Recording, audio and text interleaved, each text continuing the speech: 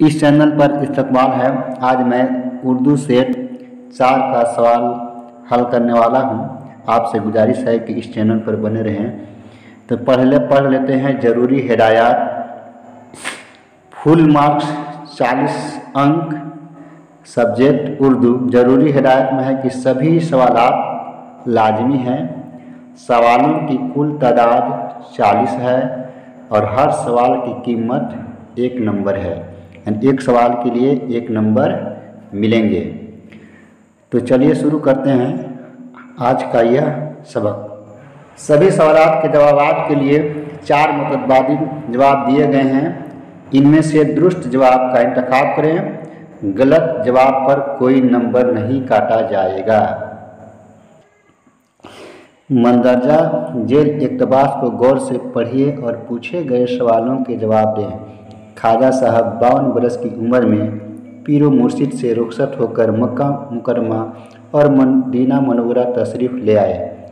Medina शरीफ में उन्हें बशारत हुई कि हिंदुस्तान जाकर दीन की तबलीग करो और भटके हुए लोगों को राह दिखाओ। यह हुक्म मिलते ही वह बगदाद, हमदान, अस्फ़हान, हेरात, सब्जावार और मुल्तान होते हुए लाहौर पहुँचे। वहाँ कुछ दिन हजरत ख्वाजा दाता गंज बख्श के मज़ार पर क़याम किए। बाद दिल्ली आ गए और यहाँ रहकर अपने किरदार व अमल से लोगों को मुतासिर करने लगे। इसके बाद अजमेर पहुँचे तो उनकी नेकी और बुजुर्गी का चर्चा दूर दूर तक फैल गया। उन्होंने भटके हुए लोगों को हक़ व इंसाफ, बराबरी, इंसानियत और मोहब्बत का दर्स दिया। उनकी तालीमात ने दुखी इंसान के दिलों को मोह लिया और बीमारों के मसीहा और गरीबों के सच्चे हमदर्द थे। जो कुछ उनके पास आता वह उसे गरीबों में तकसीम कर देते थे। इसी मुनासबत से उन्हें गरीब नवाज कहा जाने लगा। अभी जो मैंने इक़्तिबास पढ़ा उसी से मुतल्लिक़ नीचे सवालात हैं। अब उनका जवाब आपको चुनकर देना है। तो सवाल नंबर पहला है कि ख्वाजा साहब कितने बरस की उम्र में पीरो मुर्शिद से रुखसत होकर मक्का मुकरमा और मदीना मनव्वरा तशरीफ़ ले गए। तो इसका सही जवाब होगा 52 बरस। 52 बरस की उम्र में वह मक्का मुकरमा और मदीना मनव्वरा तशरीफ़ ले गए। मैं सभी शागिर्द तालिब इल्मों से गुजारिश करूंगा कि इस तरह के सवालात बनाने के लिए सबसे पहले आप सवाल को पढ़ लें, तब पैसेज या इक़्तिबास को पढ़ें। उससे आपको सवाल बनाने में आसानी होगी। अगला सवाल, कहाँ ख्वाजा साहब को बशारत हुई कि हिंदुस्तान जाकर दीन की तबलीग करो?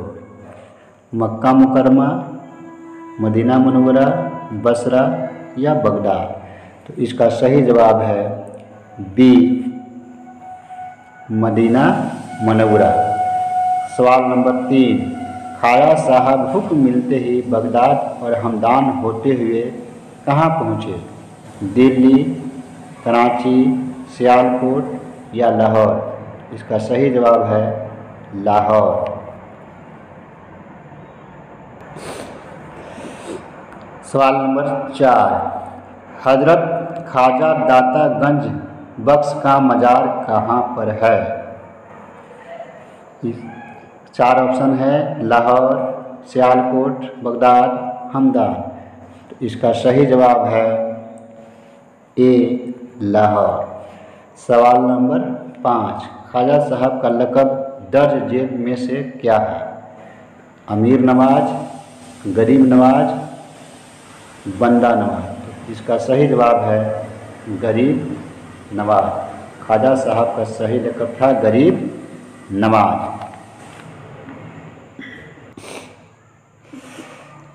सवाल नंबर 6, वह फ़ेल जिसमें काम का असर सिर्फ करने वाले यानी फ़ाइल तक ही महदूद रहे उसे कौन सा फ़ेल कहते हैं?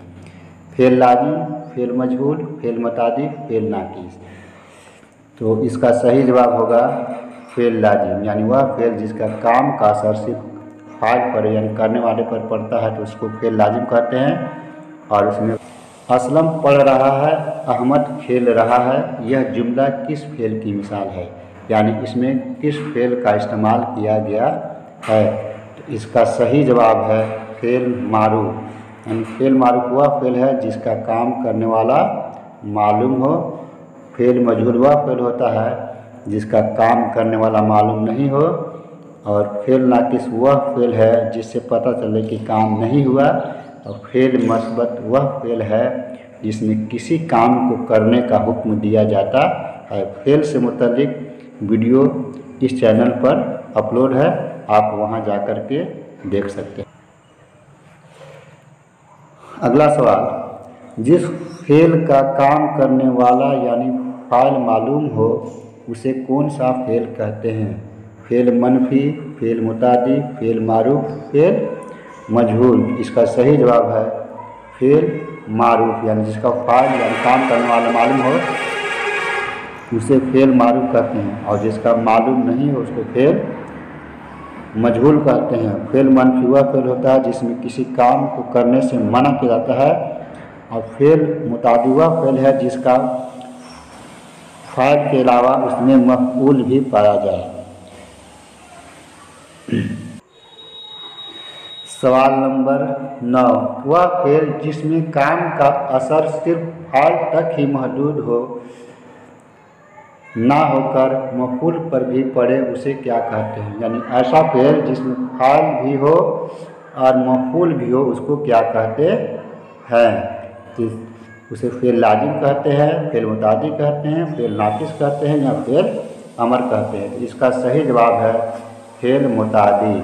यानी वह फेल जिसका फाइल और मफूल दोनों पाया जाता है उसको फेल मुतादी कहते हैं। फेल लाजिम वह फेल है जिसमें सिर्फ फाइल रहता है, मफूल नहीं रहता है। और फेल नाकिस वह फेल है जिसमें किसी काम को नहीं होने का पता चलता है। और फेल अमर वह फेल है जिसमें किसी काम को करने का हुक्म दिया जाता है। अगला सवाल, कुछ तेरी बात का सबात नहीं, कुछ तेरी बात का सबात नहीं, एक बाल है तो 5 7 नहीं। दर्ज बाला शेर किस सनद की मिसाल है। यानी ऊपर जो दिया गया शेर है वह किस सनद का मिसाल है। तो इसका सही जवाब है बी, तलमीह का। अगला सवाल,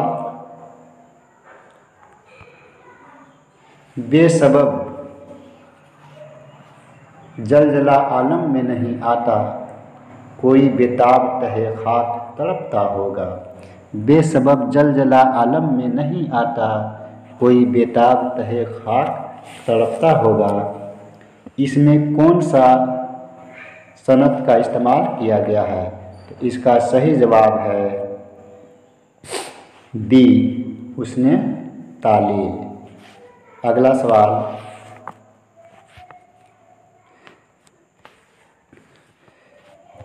कहा दिल ने मेरे देखी जो वह मांग, कहा दिल ने मेरे देखी जो वह मांग, कि है रात आधी कुछ दुआ मांग। यहाँ दोनों मांग का मानी अलग अलग है। एक मांग का होता है जो सिर में लगाया जाता है, और एक मांग का मतलब हुआ कि मांगना। मंदरजा बाला शेर में किस सनद का इस्तेमाल हुआ है। सनत तजाद, हस्न तालील, तलमीह, तजीन्स। इसका सही जवाब है सी, यानी तजीन्स। यानी ऐसा सनद जिसमें एक ही लफ्ज़ को अलग अलग माने में इस्तेमाल किया जाता है तो इसको बोलते हैं सनत तजीन्स, तजनीस। अगला सवाल, मुहावरा आप होना का मानी क्या है। आप होना का मानी क्या है। हसद करना, शर्मिंदा होना, धोखा देना या लड़ाई करना। इसका सही मानी है शर्मिंदा होना, आप होना का मानी। अगला है, ईद का चांद होना का मुहावरा का मानी क्या है। इसका मोहब्बत करना, गौर करना, नज़ारत करना या बहुत दिनों बाद मिलना। तो इसका सही जवाब है ईद के चांद मुहावरा का मानी है बहुत दिनों बाद मिलना। अगला सवाल, चट मंगनी पट ब्याह मुहावरा का मानी क्या है? चट मंगनी पट ब्याह मुहावरा का मानी क्या है? किसी काम का जल्दी होना, शादी होना, इशारा करना, घबराना। इसका सही जवाब है किसी काम का जल्दी होना। अब अगला सवाल जो है इक़्तिबास है। इक़्तिबास को गौर से पढ़िए और पूछे गए सवालों के जवाब दीजिए। तो इस तरह के जब सवाल आएँ तो सबसे पहले सवाल को पढ़ लेना चाहिए और सवाल पढ़ने के बाद इक़्तिबास पढ़ना चाहिए। इससे क्या होता है कि सवालों के जवाब मिलते जाते हैं और जवाब देने में आसानी होती है। तो इक़्तिबास इस तरह है। माया का भाई अभी तक नहीं आया, शायद ना आए, मैंने दिल में कहा। उसे अपनी बहन का प्यार से जमा किया हुआ मक्खन खाने के लिए तो आ जाना चाहिए था। सितारों की तरफ देखते देखते ऊँघने लगा। यकायक माया की आवाज़ से मेरी आँख खुली। दूध का कटोरा लिए खड़ी थी। मैंने कई बार कहा है तुम मेरे लिए इतनी तकलीफ़ ना किया करो। मैंने कहा। दूध पीने के बाद फर्त मुसर्रत से मेरे आंसू निकल आए। हद से ज़्यादा खुश होकर मैं माया को यही दुआ दे सकता था ताकि वह सुहागवती रहे। मुझे ऐसा ही मैंने कहना चाहा, मगर इस ख्याल के आने से कि इसका सुहाग तो बरस हुए लुट गया था, मैंने कुछ न कहने की गरज से अपनी रक्कत को दबाते हुए कहा, बेटी तुम्हें इस सेवा का फल मिले बगैर न रहेगा। मंदरजा बाला इक़्तिबास आपके किस निसाब से शामिल है? सवाल अभी इस इक़्तिबास पर सवाल है कि मंदरजा बाला इक़्तिबास आपकी निसाबी किताब के किस सबक से लिया गया है? तो इस सवाल को हल करने से पहले यह जान लें कि जो पहला सवाल रहेगा वह निसाब से नहीं रहेगा। वह इक़्तिबास वह पैसेज या पैराग्राफ कहीं से भी दे सकता है, लेकिन जो 16वां सवाल रहेगा वह आपकी निसाब में से दिया रहेगा और उसी से सवाल जवाब पूछे जाएंगे। तो मंदरजा बाला इक़्तिबास आपके निसाबी किताब के किस सबक से लिया गया है? नया कानून, भोला, सर सैयद का बचपन या भीख?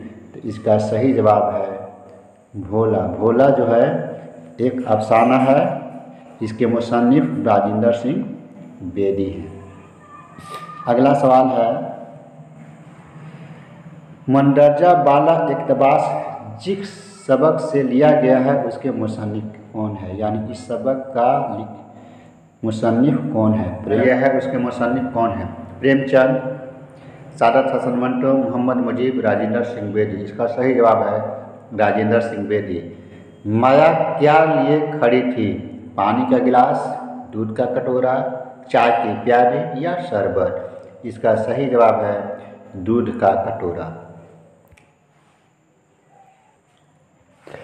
किसका भाई अभी तक नहीं आया था? भोला का भाई, रामू का भाई, शोभा का भाई या माया का भाई? इसका सही जवाब है माया का भाई। माया का भाई अभी तक नहीं आया था। अगला सवाल किसका सुहाग बरसों पहले गया था? छाया का, माया का, शोभा का, कविता का? इसका सही जवाब है माया का सुहाग बरसों पहले लुट गया था। अगला सवाल हिस्सा नज़म से है। बहार बेसी पर जामो यार गुजरे है, नसीम तेरी छाती के पार गुजरे है। गुजर मेरा तेरे कूचे में वो नहीं न सही, मेरे ख्याल में तू लाख बार गुजरे है। कहे हैं आज तेरे दर पे इज़्तिराब नसीम कि इस जहां से कोई खाकसार गुजरे है। मैं वह नहीं कि कोई मुझसे मिल के हो बदनाम, ना जाने क्या तेरी खातिर में यार गुजरे है। ये गज़ल का शेर है। अब इसी से कुछ सवालात पूछे गए हैं। तो अगला सवाल है कि मंदरजा बाला अशआर में जिस गज़ल से माक़ूल है। मंदरजा बाला अशआर किसके गज़ल से माखूज है, यानी किसके गज़ल से लिखा गया है, इस गज़ल के शायर कौन है। तो इसका सही जवाब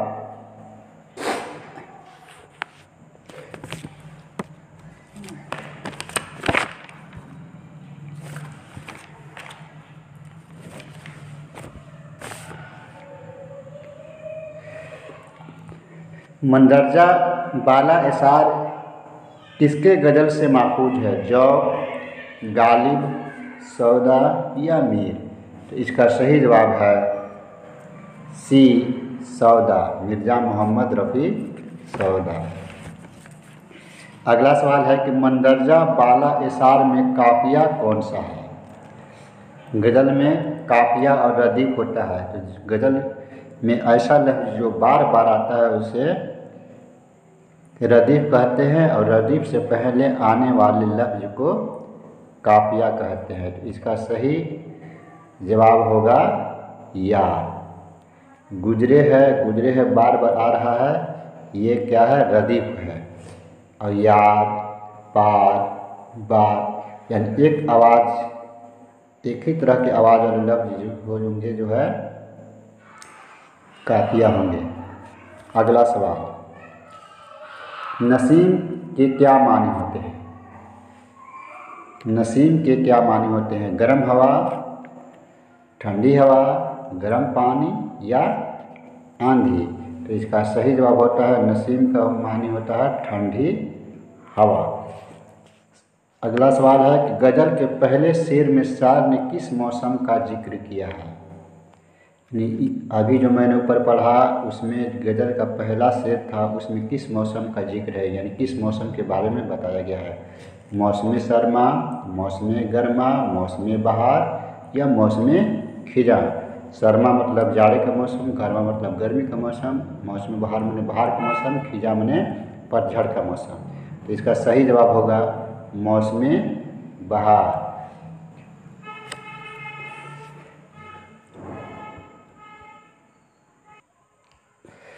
अगला सवाल है, इज़्तिराब के क्या मानी होते हैं। बेचैनी, सुकून, आराम, मोहब्बत। इज़्तिराब के मानी होते हैं बेचैनी। अगला सवाल है कि अफसाना नया कानून का मरकज़ी किरदार कौन है। यानी अफसाना नया कानून में मेन जो हीरो है कौन है। गामा चौधरी, मंगू कोचवान, मारवाड़ी या अंग्रेज अफसर। तो अफसाना नया कानून का मरकज़ी किरदार कौन है, मंगू कोचवान है।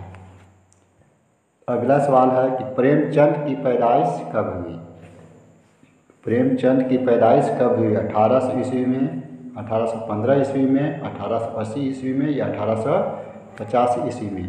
तो प्रेमचंद की पैदाइश जो हुई थी 1800 ईस्वी में हुई थी। इसका सही जवाब होगा ए।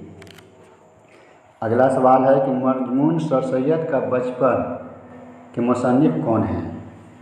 यानी आपके निसाब में मजमून सर सैयद का बचपन शामिल है, उसके मुसन्निफ कौन है, उसके राइटर कौन है, लिखने वाले कौन है। मुसन्निफ का माने लिखने वाला, शिबली, अब्दुल हक, नज़ीर अहमद या हाली। तो इसका सही जवाब है डी, हाली। हाली का पूरा नाम अल्ताफ़ हुसैन हाली है। अगला सवाल है कि गांधी, सवाल नंबर 29, गांधी जी ने पहली चोरी किस उम्र में की थी। चोरी और उसका कफारा के हवाले से बताएं। 13 बरस, 18 बरस, 20 बरस या 16 बरस। इसका सही जवाब है 13 बरस, यानी गांधी जी ने 13 बरस की उम्र में पहली चोरी की थी। अगला सवाल है, गज़ल का आखिरी शेर जिसमें शायर अपना तखल्लुस बयान करता है क्या कहलाता है। गज़ल का आखिरी शेर जिसमें शायर अपना तखल्लुस बयान करता है क्या कहलाता है। मतला, मक्ता, रदीफ या काफ़िया। तो गज़ल से मुतल्लिक वीडियो आपके चैनल पर अपलोड है, वहाँ पर आप पूरी तरह गज़ल के बारे में जान सकते हैं। तो गज़ल के आखिरी शेर जिसमें शायर अपना तखल्लुस बयान करता है उसको कहते हैं मक्ता, और गज़ल के पहले शेर जिसका दोनों में हम काफ़िया और हम रदीफ होते हैं उसको मतला कहते हैं। अगला सवाल, अल्लामा इकबाल ने हकीकत हुस्न में किस फ़लसफ़ा का जिक्र किया है? यानी हकीकत हुस्न अल्लामा इकबाल की नज़म है, इसमें किस फ़िलॉसफ़ी को, किस फ़लसफ़े को बताया गया है? दुनिया की बेसबाती, माफूकुल फ़ित्र अनासिर, आखिरत का जिक्र, कायनात का हुस्न। तो इसमें दुनिया की बेसबाती का जिक्र किया गया है। हकीकत हुस्न नज़म में दुनिया की बेसबाती का जिक्र किया गया है। सवाल नंबर 32, अल्लामा इकबाल का पहला शेरी मजमुआ कौन सा है? यानी अल्लामा इकबाल ने जो शेर व शायरी की है उनका मजमुआ बनाया, यानी किताब की शक्ल में लिखा, तो उनका पहला शेरी मजमुआ कौन है? बाले जिब्रील है, ज़रब कलीम है, या बांगे दरा है, या माँ जावेद नामा है? तो इसका सही जवाब है, असली नाम क्या है? मीर बब्बर अली अनीस, मिर्ज़ा दबीर, या मीर दर्द, या मोहम्मद अली? तो इसका सही जवाब है मीर बब्बर अली।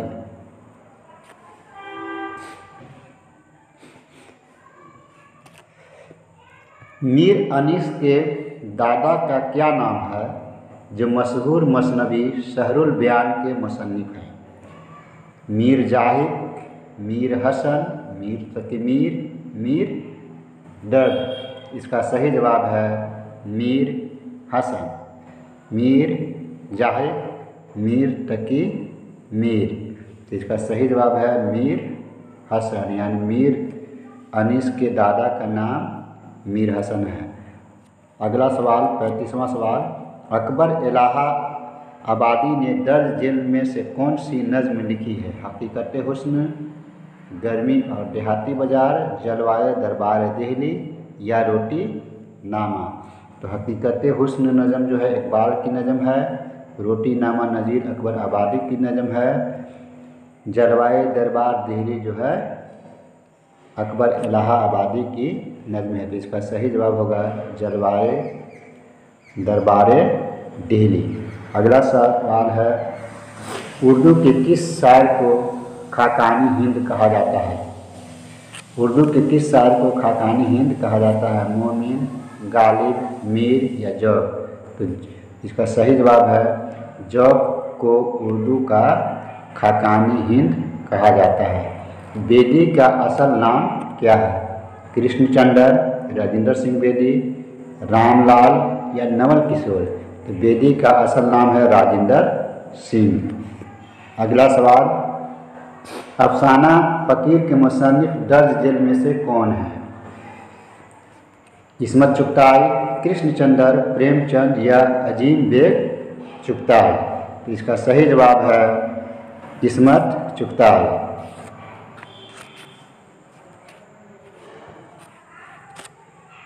अगला सवाल है, फ़कीर को कितने बच्चे थे? अफसाना फ़कीर के हवाले से बताना है। तो फ़कीर को 3 बच्चे थे। भोला कौन है? अफसाना भोला के हवाले से बताना है, यानी भोला जो है कौन है? अफसाना भोला के हवाले से बताना है। बूढ़ा है, दादा है, मामू है, या बच्चा है? तो इसका सही जवाब है भोला बच्चा है।